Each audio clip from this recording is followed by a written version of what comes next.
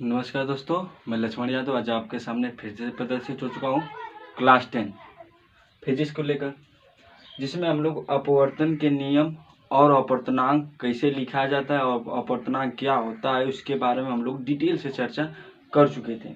आज जो हम लोग चर्चा करेंगे, जैसे में कल हमको मिला था निरपेक्ष अपवर्तनांक n1 बराबर निर्वात प्रकाश चाल अपान माध्यम प्रकाश चाल, n2 बराबर c/v2। अगर जैसे में अपवर्तनांक लिखने की बात थी n34 कैसे करते थे, यानी माध्यम 3 का अपवर्तनांक किसके सापेक्ष, 4 के सापेक्ष। माध्यम 3 का अपवर्तनांक 4 के सापेक्ष, यानी इसमें इस प्रकार से लिखा जाता है v4/v3 बराबर n3/n2 n4। यही था ना, इसी प्रकार से लिखते थे हम लोग अपवर्तनांक को। आज थोड़ा हम टॉपिक को आगे लिखेंगे, स्नेल का उपयोग करना सिखाएंगे, सघन माध्यम विरल माध्यम का उपयोग होगा यहाँ पर। और सबसे इम्पोर्टेंट बातें जो है यहाँ पर यह देखा जाएगा कि जो प्रकाश किरण होती है सघन से विरल जाने पर, सघन से जब विरल जाएगी तो अविलंब से दूर हटती है, और जब विरल से सघन में जाती है तो अविलंब की ओर झुकती है। ऐसा क्यों होता है उसके बारे में चर्चा होगी। तो यह वीडियो इम्पोर्टेंट होने वाला है, तो कृपया आप लोग इसको ध्यान से देखें। आपको एक बात बता दें, नोट करने वाली बात यह है, जब हम लोग अपवर्तनांक बढ़ाते हैं तो माध्यम में प्रकाश की चाल क्या होगी, कम होगी। जब हम माध्यम में प्रकाश की चाल को बढ़ाएंगे तो उसका निरपेक्ष अपवर्तनांक क्या होगा, कम होगा। याद रखना यार, नोट कर लेना कि जब निरपेक्ष अपवर्तनांक बढ़ाएंगे, नोट करके लिख लेना, जब हम निरपेक्ष अपवर्तनांक किसी माध्यम का निरपेक्ष अपवर्तनांक जो है बढ़ाते हैं तो उसमें प्रकाश की चाल क्या होती है, कम होती है। प्रकाश की चाल क्या होती है, कम होती है। तो यदि हम माध्यम में जो है प्रकाश चाल बढ़ाएंगे तो उसका निरपेक्ष अपवर्तनांक क्या होगा, कम होगा। उसके बारे में हम लोग आज जो है चर्चा करेंगे। जैसे में अगर मान लो n1 बढ़ा दे किससे, n2 से, तो यानी यहाँ पर n1 में जो उसका निरपेक्ष अपवर्तनांक बढ़ा दिए n2 से, तो n1 में प्रकाश की चाल कम होगी, n2 में प्रकाश की चाल क्या होगी, अधिक होगी, यानी v2 बड़ा होगा किससे, v1। इसी प्रकार से ना, अगर हम n1 जो है बढ़ा दिए हैं n2 से, और n1 में बढ़ाए तो n1 में प्रकाश की चाल क्या होगी, कम होगी। n1 में प्रकाश की चाल क्या होगी और v2 में प्रकाश की चाल क्या होगी, अधिक होगी।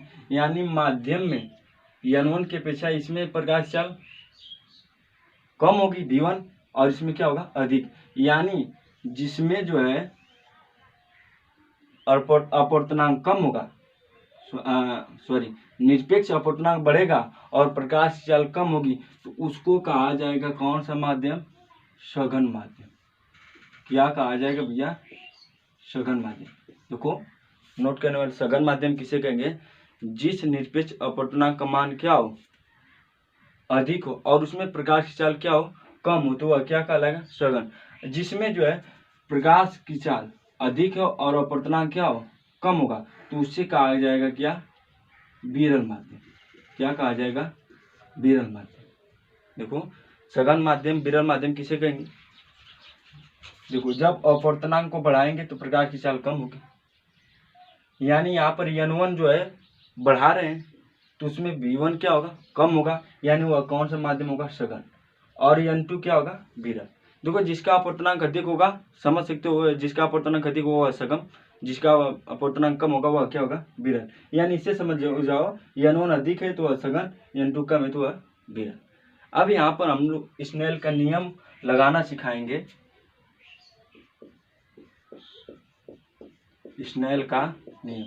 यह वीडियो इंपॉर्टेंट होने वाला है, ठीक। देखो स्नेल का नियम क्या होता है, सभी को पता है। जैसे मान लो यह प्रकाश की मनमन कोई माध्यम एक से आ रही है, यह मान लो माध्यम क्या है, एक है, और माध्यम एक से प्रकाश की आ रही है, अविलंब हो गया। और यह माध्यम नंबर क्या है, 2। और यहाँ पर जो है एक और माध्यम बना ले रहा हूं मैं, यहाँ पर मान लो यह प्रकाश के माध्यम 1 है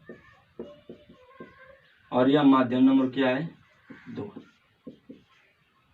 यह प्रकाश किरण मनमन माध्यमिक से आई या खचाक, अब माध्यम 2 में प्रवेश करना चाहिए। अब देखो यहाँ पर हम स्नेल का नियम उपयोग कैसे करेंगे। मान लो यहाँ पर जो n1 है बड़ा है किससे, n2 से। n1 बड़ा है किससे, n2 से, यानी n1 का अपवर्तनांक अधिक है n2 से, यानी माध्यम 1 का जो अपवर्तनांक है माध्यम 2 से अधिक होगा। यानी इसमें स्नेल का नियम का उपयोग कैसे करेंगे, साइन आई बटे साइन आर बराबर क्या होता है, अपवर्तनांक यानी n। अब बात यह है कि 1 2 लिखा जाए कि 2 1 लिखा जाए, यानी 1 2 लिखेंगे तो माध्यम 1 का अपवर्तन 2 के सापेक्ष, 2 1 लिखेंगे तो 2 का अपवर्तन 1 के सापेक्ष। तो इसके लिखने के लिए कंफ्यूजन दूर करने के लिए याद रखना, जिसमें प्रकाश किरण जाएगी उसको पहले लिखेंगे, जहां से जाएगी उसको बाद में लिखेंगे। तो ये बताओ पहले प्रकाश किरण किस में जाएगी, 2 में ना, यानी 2।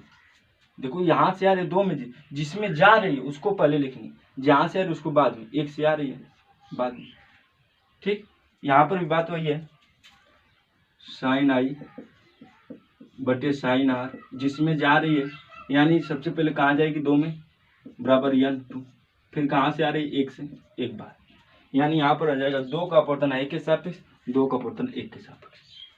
इसको लिख सकते हैं क्या, n2 बटे n1। यहाँ पर बात वही है n2 बटे n1। कोई दिक्कत, ठीक, यहाँ तो कोई दिक्कत नहीं। ओके आगे चलते हैं। आप देखो यहाँ पर जो है n1 अधिक है n2 से, n1 अधिक है तो इसमें सामने सामने वाली बात होगी। देखो n1 अधिक है n2 से, यानी n2 कम है, यानी n2 कम है तो r भी क्या होगा, कम, यानी n1 अधिक है तो r भी क्या होगा, अधिक, यानी यहाँ पर r अधिक होगा किससे, i से, r बड़ा होगा किससे, i से। क्यों कि यहाँ पर n1 अधिक है तो सामने सामने की बात होगी, n1 अधिक तो r अधिक, यानी यहाँ पर जो अपवर्तक कोण है वह क्या होना चाहिए, अधिक होना चाहिए, किससे, i से। आप देखो यहाँ पर आप देखो एक बात और देखो, जो n1 अधिक है तो इसको क्या करेंगे हम लोग, सघन, तो यह माध्यम कौन सा हो जाएगा, सघन। n2 कम है तो वह क्या हो जाएगा, विरल।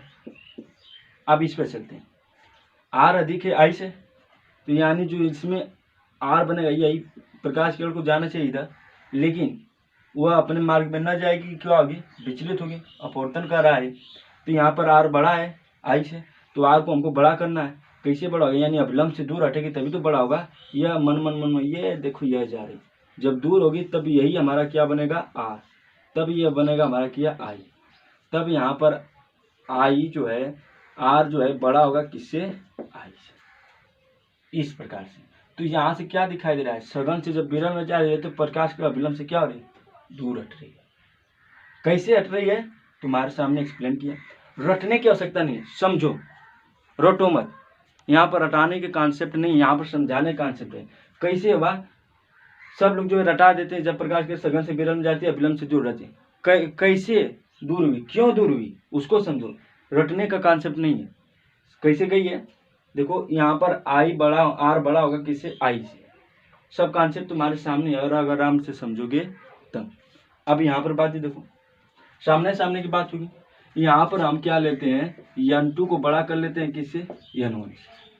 आप देखो n2 बड़ा हो गया, n2 बड़ा हो गया, यहाँ पर n1 बड़ा था, सघन हो गया, अब n2 बड़ा होगा तो यह क्या हो जाएगा, सघन, तो यह माध्यम क्या हो जाएगा हमारा, सघन, और यह माध्यम n1 क्या हो जाएगा, विरल, माध्यम n1 विरल, माध्यम n2 सघन। कैसे, ये कंसेप्ट समझो। यहाँ बताएं, यदि अपवर्तनांक बढ़ाएंगे जिसका, उसमें प्रकाश की चाल कम होगी, अगर अपवर्तनांक घटाएंगे तो उसमें प्रकाश की चाल क्या होगी, अधिक होगी। इस बात को दिमाग में रखो। आप देखो बात सामने सामने की बात, अगर n2 बड़ा है तो i भी बड़ा होना चाहिए, n1 कम है तो r भी कम होना चाहिए, यानी i बड़ा होगा किससे, r से, यानी यहाँ पर i बड़ा होगा किससे, r से। देखो फ्रेम में सही है, सही दिखाई दे रहा है,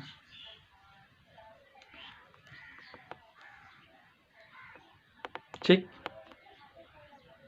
यहाँ पर जो है आई बड़ा होगा किससे, r से, तो यहाँ पर यह कोण I बनेगा, यह प्रकाश के मनमन में जाएगी, तो I को बड़ा करना है हमको, तो यह प्रकाश की ओर जो है अभिलंब की ओर झुकाना पड़ेगा, यह अभिलंब की ओर झुकेगी तभी यार हमारा क्या होगा, कम होगा।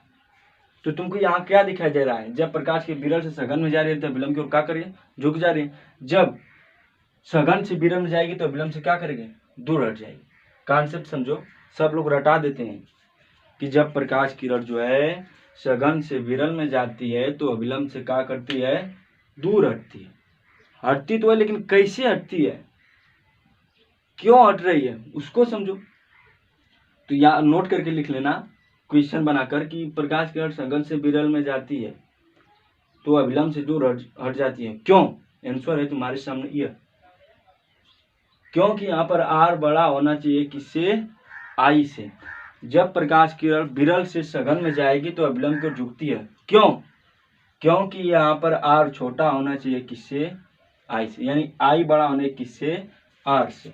यह कॉन्सेप्ट देखो, यहाँ हमारा पढ़ाने का समझाने का कॉन्सेप्ट है कि रटो में, रटने वाला कॉन्सेप्ट नहीं है, समझो अपने आप कॉन्सेप्ट क्लियर हो जाएगा। ठीक, तो अगर इस चीज को समझ गए हो तो नोट कर लेना और अच्छे से कॉपी पे नोट बना के लिख लो। अगर अच्छा लगता है तो लाइक करो, कमेंट करो, शेयर करो। आप तुम्हारे लाइक और कमेंट से ही हम लोगों को जो है बहुत ताकत मिलती है यार, बहुत, इतना ताकत मिलती है कि शरीर गनगना जाता है। समझो, बहुत पसीना होता है एक कॉन्सेप्ट को समझाने में। मतलब हमारा कॉन्सेप्ट रटाने का नहीं, सिर्फ समझ लो तो आराम से मक्खन हो जाएगा, चूरन हो जाएगा। देखो रटने की आवश्यकता है, रटा देते हैं सब लोग। जब प्रकाश से सघन से विरल में जाते हैं, विरल से दूर हटते हैं। मार तुम सब भी चिल्ला चिल्ला के रट लेते। कैसे होता है, सघन माध्यम किसे कहेंगे, जिसका अपवर्तनांक अधिक होगा वह सघन हो जाएगा, जिसका अपवर्तनांक कम होगा वह विरल हो जाएगा। सब लोग कहते हैं सघन सघन, विरल विरल मार चिल्लाते हैं, सघन किसे कहते हैं ये बताओ। देखो सघन याद रखना, सघन जिसका अपवर्तनांक, निरपेक्ष अपवर्तनांक कम होगा और उसमें प्रकाश की चाल क्या होगी, जिसका सघन माध्यम किसे कहेंगे, जिसका निरपेक्ष अपवर्तनांक अधिक होगा और प्रकाश की चाल क्या होगी, कम, वह सघन। जिसका निरपेक्ष अपवर्तनांक कम और प्रकाश की चाल अधिक होगी वह विरल।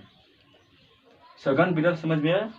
क्योंकि इस बात को भी नोट करने की कहा हूँ, जब प्रकाश किरण जो है जब निरपेक्ष अपवर्तनांक अधिक होगा तो उसमें प्रकाश की चाल क्या होगी, कम। सब बातें नोट करके लिख लेना। अगर कोई दिक्कत हुई थी कमेंट करो, शेयर करो। फिर अगले वीडियो में मुलाकात होगी, कुछ सवाल को न्यूमेरिकल को सॉल्व किया जाएगा। यहाँ पर कोई दिक्कत हुई थी कमेंट करो, तब इसके बाद आगे बढ़ती है। ठीक है, धन्यवाद, बाय बाय, फिर मुलाकात होती है, नमस्कार।